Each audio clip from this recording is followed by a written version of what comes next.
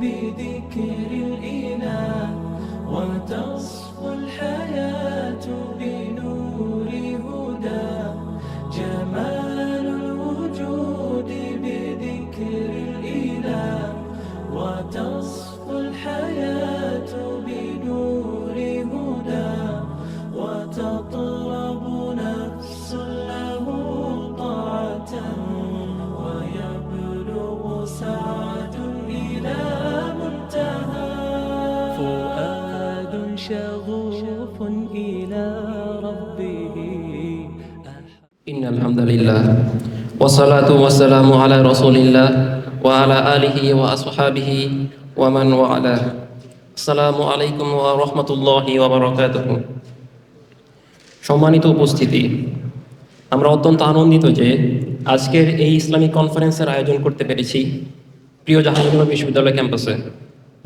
আজকের এই অনুষ্ঠান জাহাঙ্গীরনগর বিশ্ববিদ্যালয়ের প্রথম ইসলামিক কনফারেন্স আমাদের জন্য এক ঐতিহাসিক মাইলফলক এবং আনন্দঘন মুহূর্ত। আশা করছি আজকের কনফারেন্স আমাদের ক্যাম্পাসের ভাবমূর্তিকে আরও উজ্জ্বল করবে ইনশাআল্লাহ তাআলা। অনুষ্ঠানের শুরুতে আমরা শ্রদ্ধাভরে স্মরণ করছি জুলাই আন্দোলন 2024-এর সকল শহীদদের এবং তারই সাথে 1971 সালের 14ই ডিসেম্বরে শহীদ হওয়া বুদ্ধিজীবী সহ মহান মুক্তিযুদ্ধে আত্মত্যাগকারী সকল শহীদদের, যারা বিজয়ের সূর্যোদয়ের জন্য তাদের অমূল্য জীবন উৎসর্গ করে গিয়েছেন, তাদের আত্মার মাগফিরাত এবং জান্নাতের উচ্চ মাকাম কামনা করছি। আল্লাহুম্মা আমিন। এখন আমরা পবিত্র কোরআন তিলাওয়াতের মাধ্যমে অনুষ্ঠানের আনুষ্ঠানিক সূচনা করতে যাচ্ছি। أعوذ بالله من الشيطان الرجيم بسم الله الرحمن الرحيم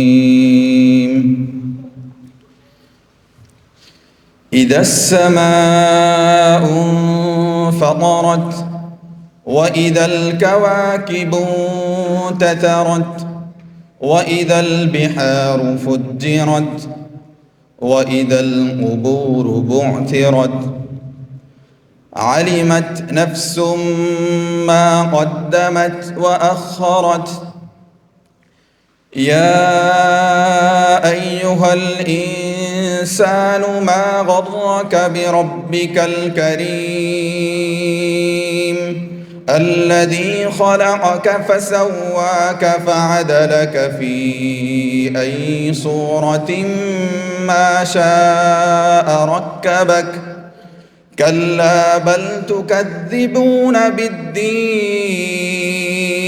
بالدين وإن عليكم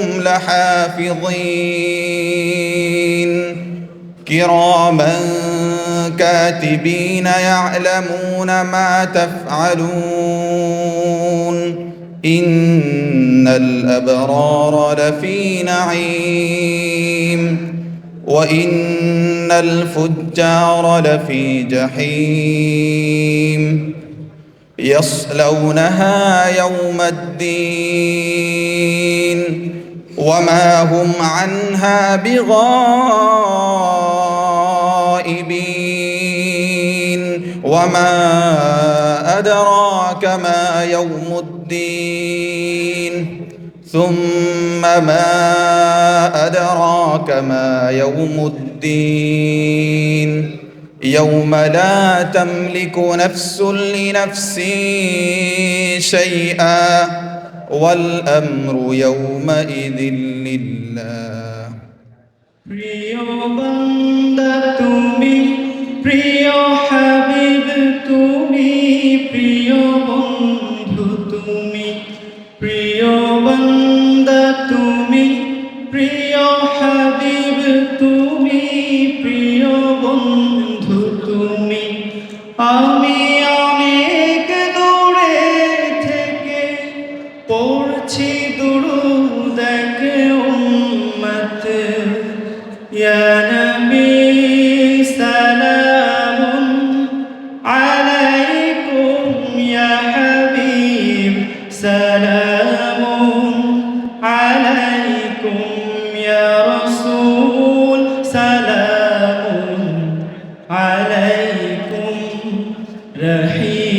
রহিমাকাল্লাহ রহিম رحمك الله رحمك الله رحمك الله मोहम्मद मदीने में मौजूद है फूल खिलते हैं पर के सल्ले अला फूल खिलते हैं पर के सल्ले अला झूम करके रही है ये बागे सबा ऐसी खुशबू चमन के घुलों में कहा ऐसी खुशबू चमन के घुलों में कहा जो नबी के पसीने मौजूद है।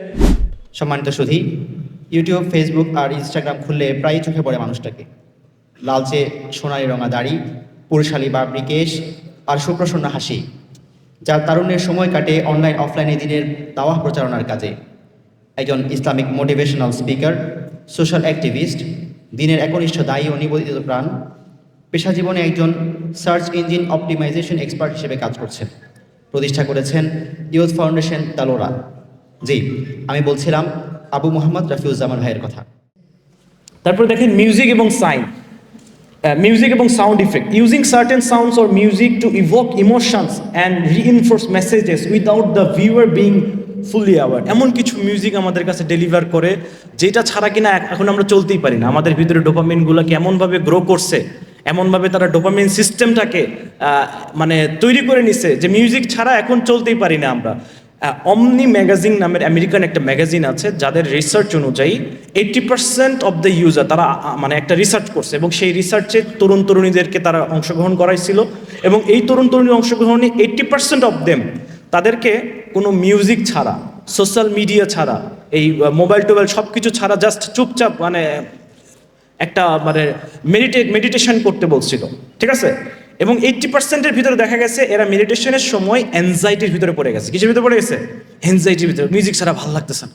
এবং এমন অবস্থা হয়েছে যে মিউজিক দিয়ে দিয়ে এক এক সময় এক একটা খানা খায়, ঠিক আছে? রকিং মিউজিক দিয়ে এইটা খানা খাচ্ছে, অমুক মিউজিক দিয়ে ওইটা খানা খাচ্ছে, স্লটারিং করার সময়, মারপিটের সময় একটা মিউজিক দিচ্ছে।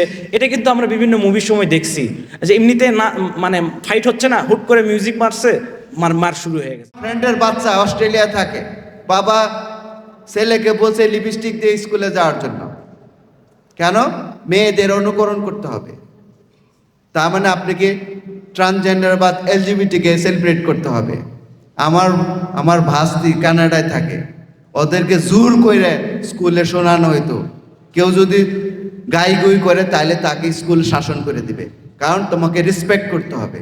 দেখেন, যেই জিনিসটা কৌমিলত, এটা সব ধর্মেই এটা নিষিদ্ধ বা এটা ক্ষতিকর জানে, এটাকে এখন জোর করে চাপাই দেওয়া হচ্ছে সন্তানের মাধ্যমে, স্কুল কলেজের মাধ্যমে, ইউনিভার্সিটির মাধ্যমে। এখন সব কিছু মিলে এলজিবিটি একটা আচরণ না, সমকামিতা নাই, এটা হচ্ছে একটা সিস্টেম যেখানে আইন, শিক্ষা, স্বাস্থ্য, পরিবেশ, সমাজ কল্যাণ সব সেক্টরই আছে, সব সেক্টরে। এখন আপনার কাছে মনে হইতে পারে যে কেমনে, আমি তো বুঝি না। এখানেই হচ্ছে প্রবলেম, শব্দের মারপ্যাচ। হিজড়া এবং ট্রান্সজেন্ডার যে আলাদা, এটা তো বাংলাদেশের 99% মানুষ জানে না, কিন্তু যারা এটা প্রমোট করছে তারা জানে শুধু। তার মানে আমাদের জ্ঞানের স্বল্পতা। আর যারা বলতে গেল তাদেরকে আপনি চাকরি খাইয়ে দেন। কোনো ফ্যাকাল্টি, প্রফেসরের কোনো গার্ডস হলো না। সরোয়ারকে অন্যায় করা হয়েছে, আসিফ মাহতাবকে অন্যায় করা হচ্ছে, you should not do this, nobody. এখন আপনারা বলবেন যে জ্ঞান, আপনারা তো বিজ্ঞান বিরোধী, হতো জনস্বাস্থ্য বিরোধী। আমাদের ইউনিভার্সিটির টিচাররা যদি কথাই না বলতে, তাহলে কিসের শিক্ষক হলেন? এখন আরেকটা মারাত্মক জিনিস, যে কেউ, অনেকের আগ্রহ হচ্ছে কি নিজের শরীরের পা কাটে ফেলা, পঙ্গত্ব বরণ করলে তার সেক্স হয়, যৌন তৃপ্তি পায় তার পা কাটার মাধ্যমে, এটাকে বলে ট্রান্সএবল। দেখেন, সেও বলছে এটা অধিকার, কারণ আমার ইচ্ছা হয়েছে। এরকমও ঘটনা ঘটছে, 200-র মতো কেস, 250-টার মতো আছে, আপনি উইকিপিডিয়াতেই পাবেন, যাই দেখেন, রেফারেন্স আছে, যে ডাক্তাররা রাজি হয় না পা কাটার জন্য। আচ্ছা, একজন সুস্থ মানুষের পা কাটবে, সে তো হুইল চেয়ারে যাবে, গাড়িতে অ্যাক্সিডেন্ট হয়ে নিজের পা থ্যাতলায় তারপর পা কাটছে। এটাও তো মানসিক বিকৃতি। এখন এটা নিয়ে জার্নাল পেপার আছে, এটা কি এথিক্যাল আর নট, ডাক্তারদের মধ্যে ডিভাইডেড। বলছে যদি ট্রান্সজেন্ডার যদি ওকে হয়, কারণ ট্রান্সজেন্ডার হতে গেলে অনেক অপারেশন 10-20টা সার্জারি করে তার অঙ্গহানি ঘটায়, তাহলে তার পা কাটাও তার অধিকার। আমরা নূর কুতুবুল আলমের ক্ষেত্রে দেখেছি সুলতান গিয়াসউদ্দিন আজম শাহের মৃত্যুর পরে বাংলায় যে রাজনৈতিক বিপর্যয় এসেছিল রাজা গণেশের হাত ধরে, সেখানে কিন্তু নূর কুতুবুল আলম শক্তিশালী ভূমিকা পালন করেছিলেন এবং তিনি জৌনপুরের রাজা ইব্রাহিম শর্কির সাথে যোগাযোগ করেছিলেন।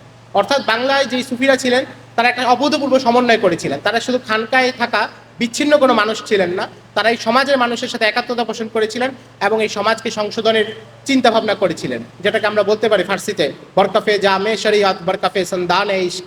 অর্থাৎ একই হাতে ভালোবাসার তরবারিও আছে, আবার একই সাথে দাওয়াতি মেজাজও আছে। এই উভয়টা সমন্বয় করে তারা এখানে কাজ করেছিলেন। আলেমরা হচ্ছে ইলম চর্চা এবং ইলমের প্রসারে নিজেদেরকে আত্মনিয়োগ করেছিলেন এবং ইলমের প্রসারের ব্যাপারটা প্রাথমিকভাবে বোঝা না গেলেও একটা ইলম যখন কোথাও প্রচার করা হয় তখন সেখানে একটা আলেম শ্রেণী গড়ে ওঠে, মানুষের মধ্যে দিনদারিতা বৃদ্ধি পায়, তার দিনের ব্যাপারে সে সবচেয়ে ভালো করে জানে এবং এটার মাধ্যমে সমাজে সে প্রভাবশালী হয়ে ওঠে, যেন তাকে দেখে অন্যরা ইসলামের প্রতি আকৃষ্ট হয়। সেই কাজগুলো তারা করেছে। শাসকবর্গের কথা যদি আমরা বলি, তাহলে এখানকার যে শাসকরা ছিলেন তারাও নানাভাবে এইদেরকে পৃষ্ঠপোষকতা করেছেন। অনেক সময় আমরা এই জায়গাগুলোতে ভুল করি, আমরা এখানকার শাসকদের, ভারতবর্ষ এবং বাংলার শাসকদের এমন একটা চরিত্র আরোপণ করি বা এমন একটা চরিত্র আমরা চিত্রণ করি যেটা হচ্ছে যে তাদেরকে বিচ্ছিন্ন করে ফেলা হয়। অর্থাৎ কোথাও কোনো সুফি যিনি খানকা প্রতিষ্ঠা করেছেন এবং সেখানে তিনি ইসলামের দাওয়াত দিয়েছেন, অনেক মানুষ তার হাতে ইসলাম গ্রহণ করেছে, তো আমরা তার অবদানটাই স্বীকার করি, কিন্তু তার খানকায় যিনি ফান্ডিং করেছেন, তার জন্য যিনি লাখেরাত জমির ব্যবস্থা করেছেন, তার জন্য যিনি নিষ্কর ভূমি দিয়েছেন, তার জন্য যিনি মাসিক ভাতা দিয়েছেন, সেই শাসকের অবদানটা আমরা ভুলে যাই। আমরা মনে করি শাসকের যে সম্পৃক্ততা ছিল না। কিন্তু কথা হলো যে এখানে যেই আলেমরা যে মাদ্রাসাগুলো প্রতিষ্ঠা করেছেন, এখানকার শায়েকরা তারা যেই খানকা প্রতিষ্ঠা করেছেন, মাদ্রাসা প্রতিষ্ঠা করেছেন, এগুলোতে শাসকদের বড় পৃষ্ঠপোষকতা ছিল এবং বাংলার একাধিক শাসক তারা সুফিদের সাথে সরাসরি কানেক্টেড ছিলেন। যেমন বাংলার প্রথম যিনি শক্তিশালী শাসক বা যিনি আমাদের বাংলা নামকরণ করেছিলেন হাজী শামসুদ্দিন ইলিয়াস শাহ, তার শায়েক ছিলেন শাহ রেজা বিয়াবানি। এবং রেজা বিয়াবানি যখন মারা যান তখন শামসুদ্দিন ইলিয়াস শাহ একডালা দুর্গের ভিতরে বন্দী ছিলেন, ফিরোজ শাহ তুগলকের সাথে তার লড়াই চলছিল, কিন্তু ওই সময়ও তিনি দুর্গ থেকে ছদ্মবেশে বের হয়ে শায়েখের জানাজায় অংশগ্রহণ করেছিলেন। এটা দ্বারা তার আমরা ভালোবাসাটা বুঝতে পারি। তো তারা এই ধরনের পৃষ্ঠপোষকতা করেছেন। দুর্ভাগ্যজনক হলেও সত্য যে আমাদের এখানে বাংলার ইতিহাস সম্পর্কে যে বইগুলো আমাদের সামনে আছে এগুলো বেশিরভাগ হচ্ছে পরবর্তীকালে লেখা। সমকালে সুলতানি আমলে কোনো এখানকার ইতিহাস গ্রন্থের সন্ধান এখন পর্যন্ত আমরা পাইনি। ফলে তখনকার সামাজিক সাংস্কৃতিক ইতিহাসটা ব্যাপকভাবে আমাদের সামনে নাই।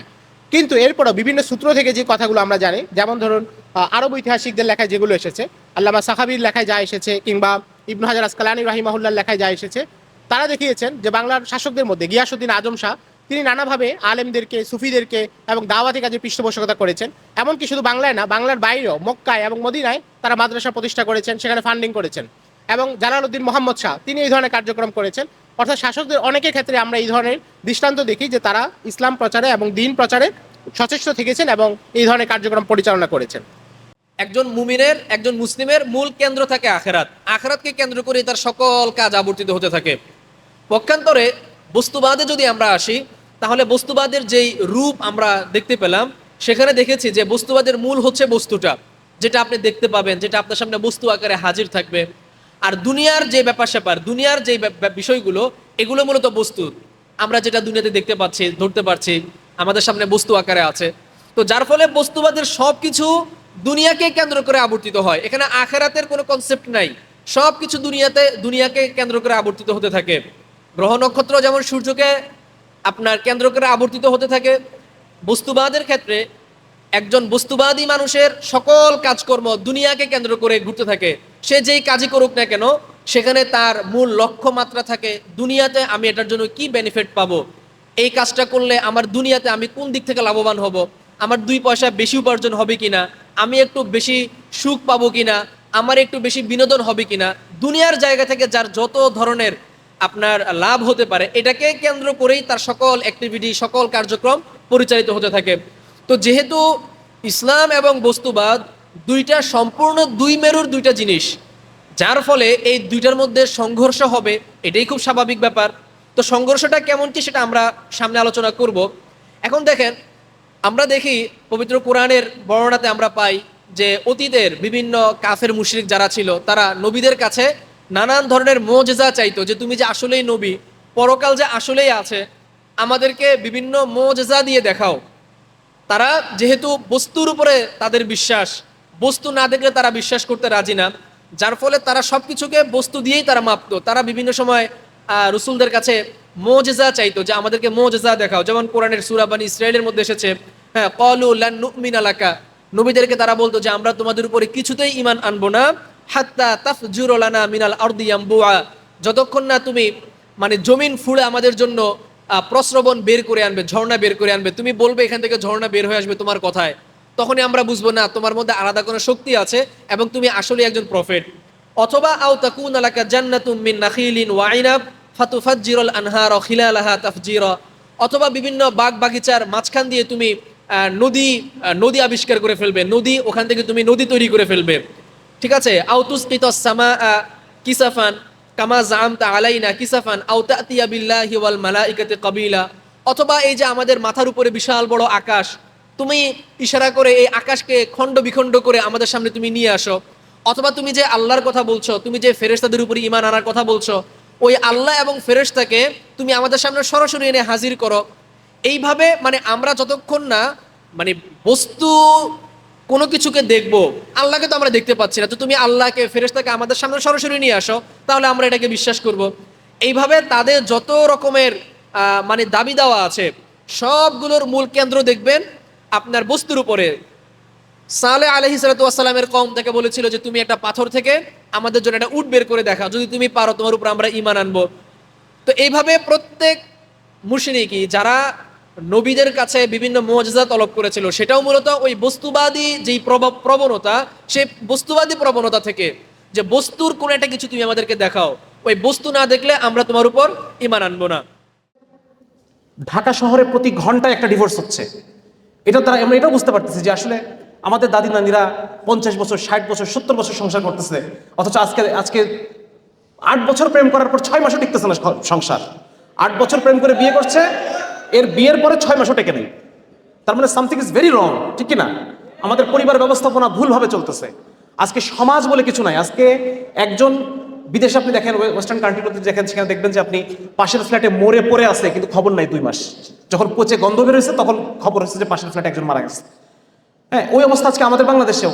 আপনি যদি আপনাদের এলাকায় হয়তো এদিকে এখনো হয়তো সমাজ বা গ্রামীণ পরিবেশে সমাজের ব্যাপারটা এখনো আছে, ঢাকা শহরে সমাজ নাই। ঢাকা শহরে এক ফ্ল্যাটের মানুষ আরেক ফ্ল্যাটের মানুষকে চিনে না। একটা বিল্ডিং এ 27টা পরিবার থাকে, সেই 27টা পরিবার একজন আরেকজনকে জানে না, চিনে না। একজন বিপদ আরেকজন আগায় আসে না। আমরা যেহেতু ওয়েস্টের কপি পেস্ট করতেছি হুবহু, সুতরাং ওই একই পরিণতি আমাদেরকে ভোগ করতে হবে। তো যার কারণে আমি যেটা বোঝাতে চাচ্ছি যে কোনো কিছুই আসলে ঠিকভাবে চলতেছে না। হ্যাঁ, আমরা দেখতে পাচ্ছি যে আপনি যদি বিচার ব্যবস্থার কথা চিন্তা করেন, বর্তমানে হাইকোর্টে 16 লক্ষ মামলা ফাইল জমা আছে। এই 16 লক্ষ বাদী যারা বিচার প্রার্থনা করছে, মানে এদের উপর কি জুলুম হয়েছে না হয় নাই বলেন তো?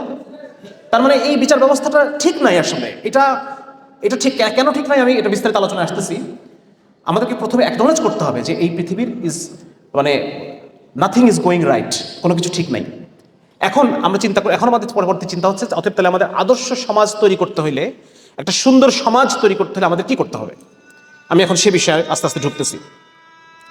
প্রথমে আমরা দেখি যে একটা সমাজের কি কি উপাদান থাকে। একটা সমাজের নির্মাণ করতে হলে এই সমাজের একটা মেটাফিজিক্স লাগে। What is metaphysics? মেটাফিজিক্স হচ্ছে, এটা যদি আমি আরো কম্প্রিহেন্সিভলি বলতে চাই, সেটা হচ্ছে আকীদা, বিশ্বাস। কিছু বিশ্বাস আপনার লাগবে, এই বিশ্বাসের ভিত্তির উপরে আপনি এই সমাজকে নির্মাণ করবেন। ফর এক্সাম্পল, আমাদের এখন বর্তমান যে সমাজ আমরা দেখতে পাই, এটার বিশ্বাস, এটার ভিত্তিটা কি? এটার ভিত্তি হচ্ছে সেকুলারিজম। এটার ভিত্তি হচ্ছে যে তোমার ধর্মকে তুমি তোমার জায়গায় রাখো, এইখানে ধর্ম আনা যাবে না। তারপর হচ্ছে ধর্মীয় যে মূল্যবোধগুলা, এইগুলো থাকবে তোমার ব্যক্তিগত জীবনে, প্রাইভেট স্ফিয়ারে। এটাকে তুমি পাবলিকে আনতে পারবে না। পাবলিকে আল্লাহর কথা বলা যাবে না, বলতে হবে সর্বশক্তিমান।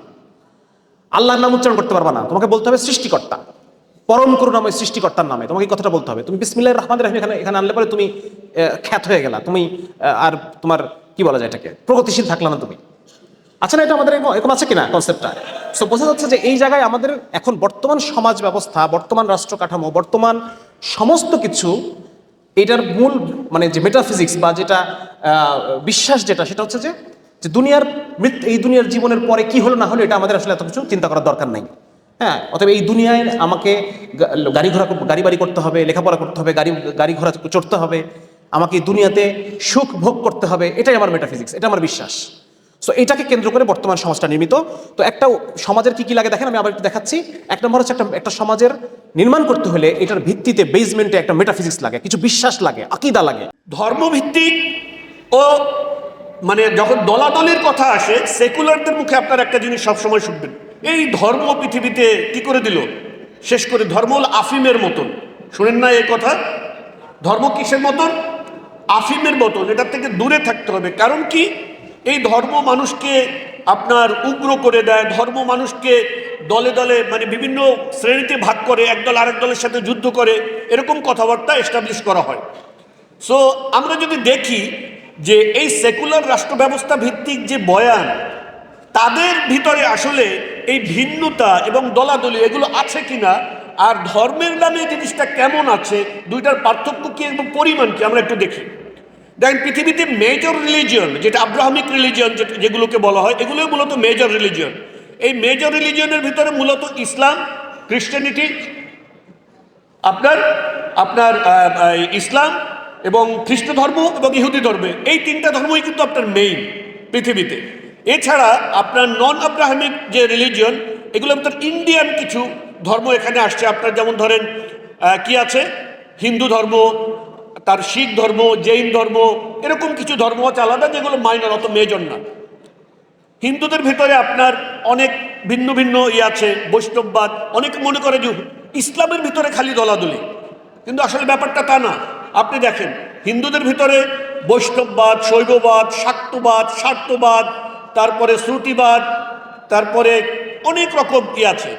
খ্রিস্টানদের মধ্যে ক্যাথলিক, প্রোটেস্ট্যান্ট, অর্থোডক্স, তারপরে পেন্টেকস্টাল, পুনরুদ্ধারবাদী, নানা রকম দল আছে। আপনি দেখেন তো, আমরা যে বলছি যে মুসলমানদের সমস্যা কেবল এই যে একটু দল থাকা, তাহলে তারা তো পৃথিবী ডমিনেট করতেছে, তাদের এই দল থাকাটা তাদের মধ্যে প্রবলেম হইল না কেন? ইহুদিদের মধ্যে আপনি দেখবেন যে অর্থোডক্স, হারেদি, কারাইট, মেসিয়ানিক, এরকম আরো অনেক দল আছে। কনজারভেটিভ আছে, পুনর্গঠনবাদী, রিকনস্ট্রাকশনিস্ট, এরা আছে। বৌদ্ধদের মধ্যেও আছে। তার মানে আমরা দেখতে পাই যে সব ধর্মের মধ্যে কি আছে, দলাদলি আছে।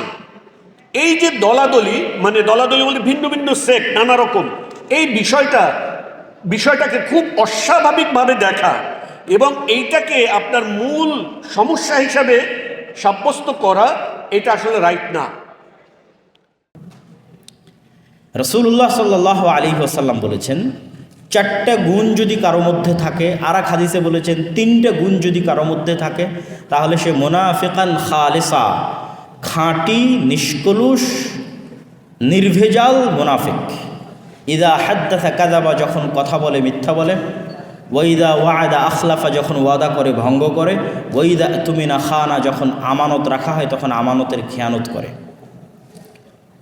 তো আমানতের খেয়ানত মানে কি?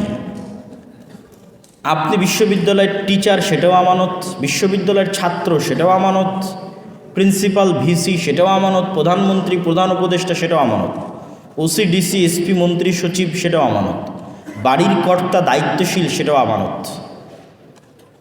তো আমরা বাহ্যিকভাবে অনেক বড় ইবাদত গুজার দেখাই, আমাদের মুনাফিকি ঢাকতে।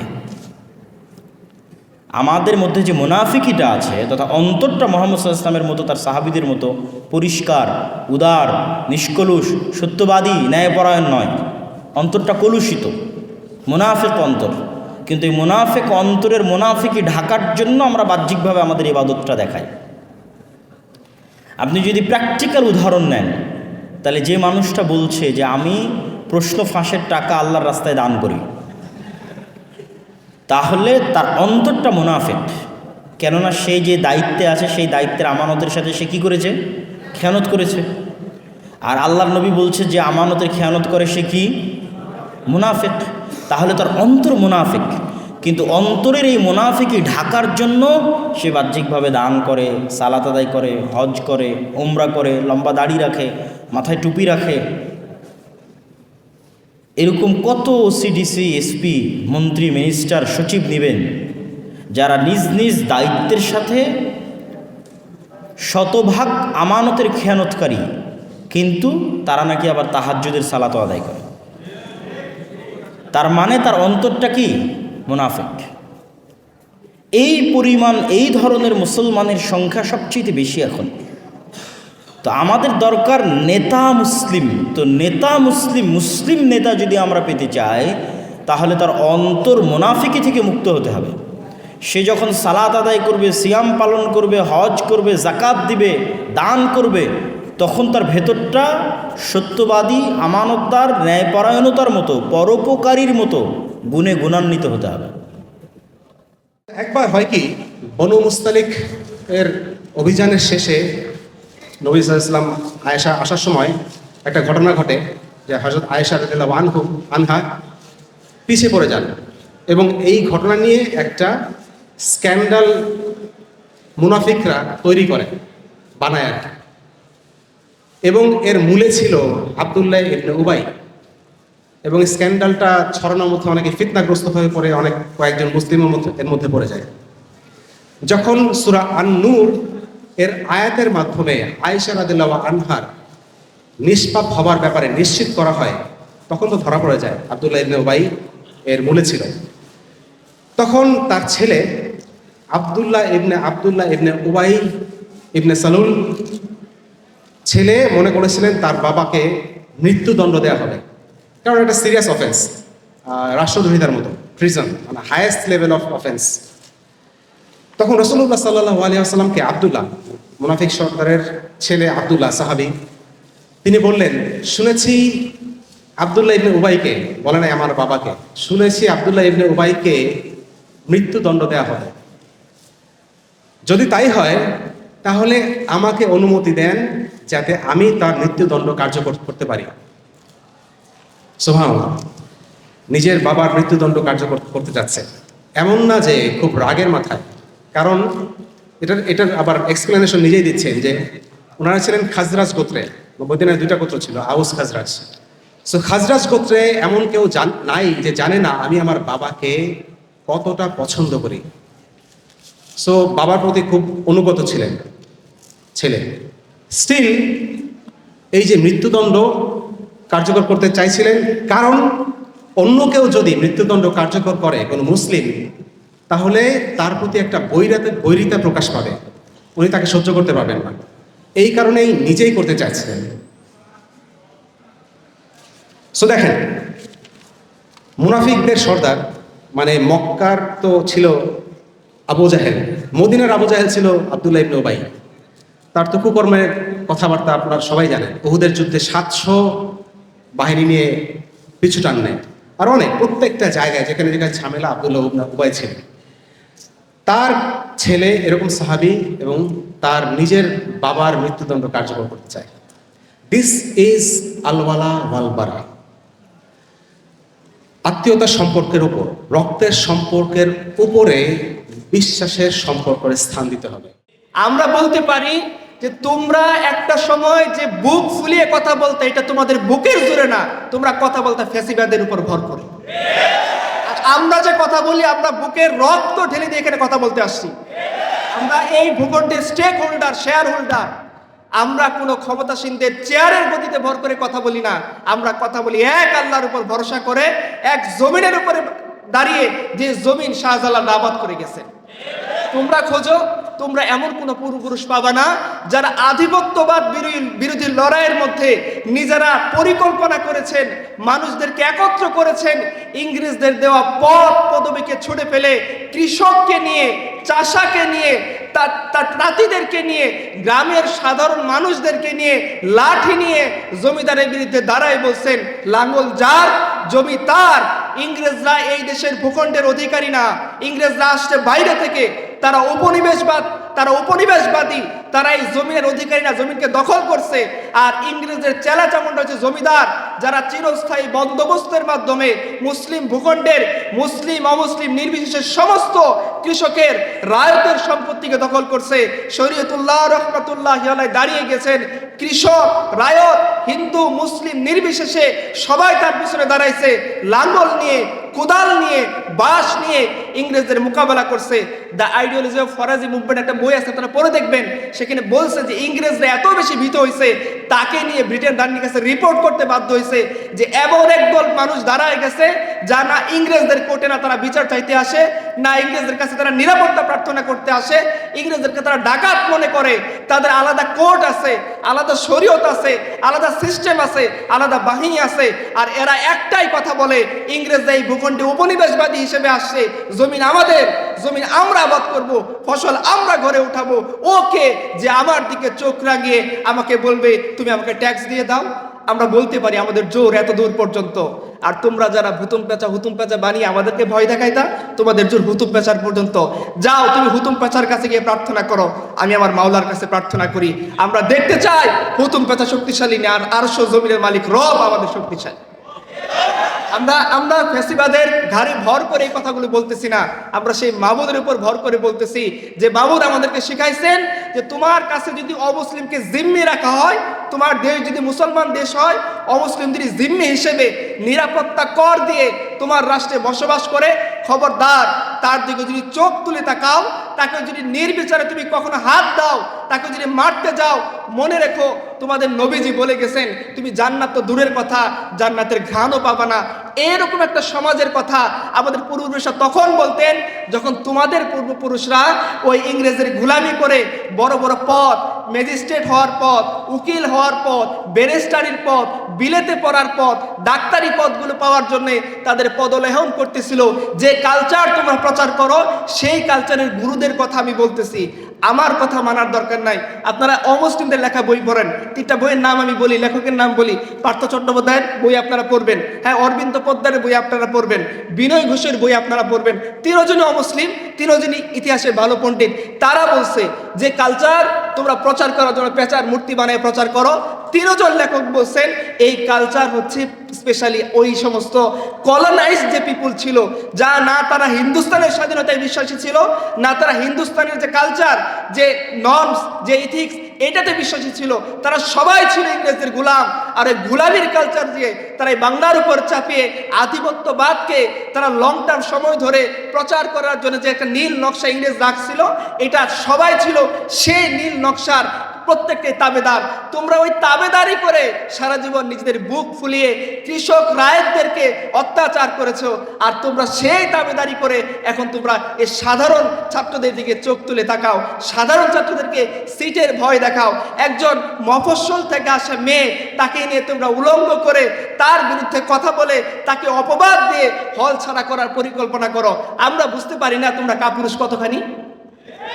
আমাদের কাপুরুষতার সংস্কৃতি নেই, আমরা সত্য বলি, আমরা সত্যের অনুসারী। হ্যাঁ, ভুল হতে পারে পার্সোনাল জীবনে, কিন্তু আমরা মিথ্যা বাতিলের উপর ভর করে আসি না যে 5 বছর পরে আমার চিন্তা করতে হয় আমার পোস্টটা থাকবে কিনা। 5 বছর পরে আমাকে চিন্তা করতে আমার রোম তালাবদ্ধ করে কেউ আমাকে রিজাইন দিতে বাধ্য করবে কিনা। না, আল্লাহ তাআলার উপর ভরসা আমরা করি যে আল্লাহ আমাদেরকে অমুসলিমদের নিরাপত্তা দেওয়া শেখাইছেন। যদি সেটা ইসলামিক রাষ্ট্র হয়, আমাদের নবীজি শিখাই গেছেন যে মুসলিম রাষ্ট্রে বসবাসকারী, ইসলামিক রাষ্ট্রে বসবাসকারী কোন হিন্দুদের উপর, কোন বিধর্মীর উপর কেউ যদি আক্রমণ করে, যদি জিজিয়া দিয়ে সে থাকে, যে জিম্মি হয়, আল্লাহ রাসূল বলেছেন আমি কিয়ামত দিন আমি নিজে তার বিরুদ্ধে মামলা দায়ের করব। আমরা নিরাপত্তা বিশ্বাস করি যদি সে সত্যি নিরাপত্তা কামনা করে। একজন দর্শনের শিক্ষার্থী হিসাবে আমি যেটা মনে করি সেটা হচ্ছে মানুষের মধ্যে যে আলোটি খুব প্রয়োজন, তা হচ্ছে স্ববিরোধ মুক্ত হওয়া। এবং একজন মুসলমান হিসাবে আমি মনে করি ভাগ্যবান, এবং ইসলাম ধর্ম আমাদের কাছে যিনি রিভিল করেছেন, যার মাধ্যমে হয়েছে, আমরা জানি তার জীবন আচরণ। আমার বাবার কাছে শুনেছিলাম, জিজ্ঞেস করেছিলাম প্রফেট মুহাম্মদ সাল্লাল্লাহু আলাইহি ওয়াসাল্লাম কে ছিলেন। তিনি বলতেন এটা হচ্ছে পুরো 30 পারা ধর্মের গ্রন্থ, ওই গ্রন্থের একটি জীবন আচরণ হচ্ছে তিনি। সেই মানুষটি যদি হয় আমাদের প্রিয় নবী, এবং তার কাছে ধর্ম, বর্ণ, জাতি নির্বিশেষে প্রত্যেকটি মানুষ কতটা নিরাপদ ছিলেন। ভিন্ন ধর্মের মানুষরা তাকে আলামিন হিসাবে বিশ্বাস করতেন। আমি সবসময় চিন্তা করি এরকম একজন মানুষের মাধ্যমে যে ধর্ম প্রচারিত হয়েছে, যার জীবন চরিত্র হচ্ছে 30 পারা কোরআন, তার আচরণের বাইরে গিয়ে ভালো মুসলমান হওয়া সম্ভব কিনা।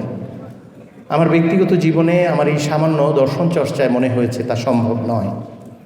ফলে আমরা প্রত্যেকেই আমাদের নিজেকে প্রশ্ন করি, যদি যে কোনো মানুষ আমার কাছে নিরাপদ, বিজিতরা যদি আমার কাছে নিরাপদ থাকে, যারা আশ্রয়হীন তারা যদি আশ্রয় পাওয়ার একটা আশ্বাস পায় আমাকে দেখে, সে মানব জাতির যে কেউ হোক সমস্যা নেই। তাহলেই তো প্রিয় নবী মুহাম্মদ সাল্লাল্লাহু আলাইহি ইসলামের জীবন চরিত্রকে অনুসরণ করা হলো। সম্মানিত সুধী, সম্মানিত উপস্থিতি, সবাইকে শুভ সকাল এবং আসসালামু আলাইকুম। আসলে আমার যে যোগ্যতা, এই যোগ্যতার সাথে আজকের যে প্রোগ্রাম এবং আমাদের ছেলেরা যে একটা অর্গানাইজেশন করেছে সেটার উপদেষ্টা হওয়ার মতো যোগ্যতা আমার নাই। তা আমি ওদেরকে বলছিলাম যে আমি আসলে এরকম মানুষ না, তো শুধু আমি চেষ্টা করি 5 ওয়াক্ত নামাজ পড়ার, এতটুকুই আমি করি। আমার এত যোগ্যতা নেই, তোমাদের মধ্যে এত সুন্দর একটা অর্গানাইজেশন করেছো, তো এটার উপদেষ্টা হওয়ার মতো যোগ্যতা আমার মোটেও নাই। তো বললো স্যার আপনি থাকেন। আমরা যখন ছোটোবেলায়, আমি কিন্তু পরিচয় দিয়ে নিই, আমি 35 ব্যাচের স্টুডেন্ট, জাহাঙ্গীরনগরের আইবিএতে ছিলাম, এমএইচ হল। আমরা যখন তোমাদের মতো স্টুডেন্ট ছিলাম বা ছোট ছিলাম, তখন আমাদের বাবা মাদের চ্যালেঞ্জটা ছিল যে ছেলে মেয়েদের সাথে কথা বলবে না বা ফ্রি মিক্সিং করবে না, এই চ্যালেঞ্জগুলো ছিল। বাট এখন যখন আমরা বাবা হলাম, আমরা যখন এখনকার জামানায় প্রবেশ করলাম, সো দেখলাম যে একটা ছেলে একটা মেয়ের সাথে মিশবে কি মিশবে না, বা একটা মেয়ে ছেলের সাথে মিশবে না, আরেকটা ডাইমেনশন এখানে তৈরি হলো। আমরা একটা সময় ব্রোমান্স নামে একটা ওয়ার্ড আছে, যে আমরা একসাথে বন্ধুরা বা ভাই ব্রাদার মিলে আড্ডা দিলে এটার যে একটা আলাদা ফিলিংস বা একটা ভালো লাগার অনুভূতি, এটাকে ইংলিশে একটা ওয়ার্ড আছে ব্রোমান্স বলে। কিন্তু এই জিনিসটাকে কলুষিত করা হয়েছে এমন একটা এজেন্ডা, এমন একটা মতবাদ দিয়ে, যে এখনকার গার্জিয়ান হিসেবে আমি আমার ছোট্ট একটা মেয়ে আছে 7 বছর, সো ওকে আমি ফ্রি মিক্সিং করা যাবে না, ছেলেদের সাথে কথা বলা যাবে না। এই জিনিসটার পাশাপাশি আবার ওকে শেখাতে হচ্ছে যে মেয়েদের সাথেও তার যেন ওই ধরনের কোনো না হয়, বা এটা এখন হয়তো আমি শিখাবো না বা তাকে বলবো না, কিন্তু এই জিনিসটাও তাকে আমার মাথায় দিয়ে দিতে হবে। কারণ আমাদের এই টক্সিসিটি বা এই আমাদের সমাজে এই টক্সিক যে মতবাদ, এটা কিন্তু ধেয়ে আসতেছে বলবো না, অলরেডি চলে এসেছে, পশ্চিমের সমাজ ধ্বংস করে দিয়েছে এবং আমরাও এটার দ্বার প্রান্তে আছি। তো আজকে আসলে আমার অনুভূতির কথা আমি বলতে চাচ্ছিলাম যে আজকে এই অবস্থান আমার পুরাই বিপরীত একটা অবস্থান, এবং আমি বিশেষ করে বামদেরকে আমি এখনো খুব ভালোবাসি, যেহেতু আমি একসময় বাম করতাম। কিন্তু সেই ভালোবাসাটা এখন অন্য জায়গায়। আমিও চাই বামরা আমার মতো পরিবর্তন হবে, তারা ইসলামকে বুঝবে, ইসলাম নিয়ে একটু সময় দিবে। জাস্ট তাদের প্রতি আমাদের অনুরোধ, বামদের প্রতি আমার অনুরোধ, এবং যারা এখানে যদি কেউ থেকে থাকে অথবা তোমাদের উপর দায়িত্ব থাকলো আমার এই বার্তা তাদের কাছে পৌঁছে দেবা, তাদের প্রতি অনুরোধ, তারা ইসলামকে নিয়ে একটু সময় দিবে। কেউ যদি চায় ইসলামকে বোঝার জন্য, আমি তাদেরকে হেল্প করবো ইনশাল্লাহ, বা আমি না পারলে যারা ভালো বুঝে তাদেরকে দিয়ে তাদেরকে ইসলাম বোঝাবো। আমি এটুকু বলতে পারি, সত্যিকার অর্থে সঠিক মন নিয়ে একজন বামও যদি ইসলাম বুঝতে চায়, সে পরিবর্তন হয়ে যাবে। কারণ বাম রাজনীতি আমি করেছিলাম একটা আদর্শের জন্য, একটা আদর্শকে সামনে রেখে। কারণ বামরা একটা আদর্শকে পছন্দ করে, তারা মানুষের যে বৈষম্য, সেই বৈষম্য দূর করতে চায়। কিন্তু যে পন্থায় বামরা চায়, সেই পন্থায় কখনোই বৈষম্য দূর হবে না। যদি বৈষম্য দূর করতে হয়, একমাত্র ইসলাম দিয়েই সেটা সম্ভব। সব কিছুর সমাধান ইসলামে আছে, বাট যেহেতু আমরা ইসলাম নিয়ে পড়াশোনা করি না, ইসলামকে নিয়ে সময় ব্যয় করি না, আমরা জানি না, এই জন্য সেই সমাধানটাও আমরা পাই না, আমরা ভুল পথে চলে যাই।